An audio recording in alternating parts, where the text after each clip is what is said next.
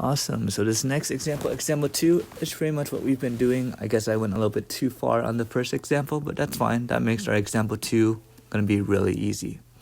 So I identify the greatest common factor to the GCF and write the polynomial in factored form. Factored form is when you factor out the GCF. So on the first terms, on the first example I have 6a minus 16a squared. Let's factor out the first term. This breaks into 3 times 2 times a.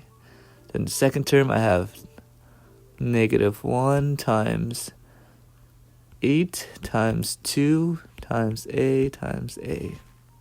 Alright, so the greatest common factor, hopefully you guys can answer this question at this point. What do they both share? They both share a 2a. Alright, so the GCF is 2a. Alright, so in factored form, when I take out this 2a, it's going to be a 2a in the front. On the first term, what is left? I have a 3. On the second term, I have negative 1 times 8, which is minus 8 times a. And there's your GCF and your factored form. Alright, go ahead and try the second example, the you-do, Go ahead and try the you-do. Go ahead and press pause, try it, and then check your answers.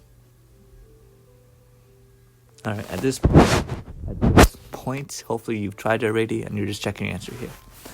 Factors of 8x cubed, I have 4 times 2 times x times x times x. Negative 9, I have negative 1 times 3 times 3 times x times x. So what is my GCF? What do both of them share in common? Let's take this purple color.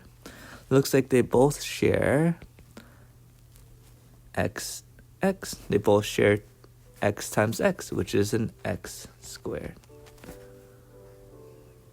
And when I take out an x squared on both, so this is what's called factoring, because you're taking out the x squared. When I take out the x squared on both, I'm going to have on the first term 8 times 2 is 4 times 2 is 8.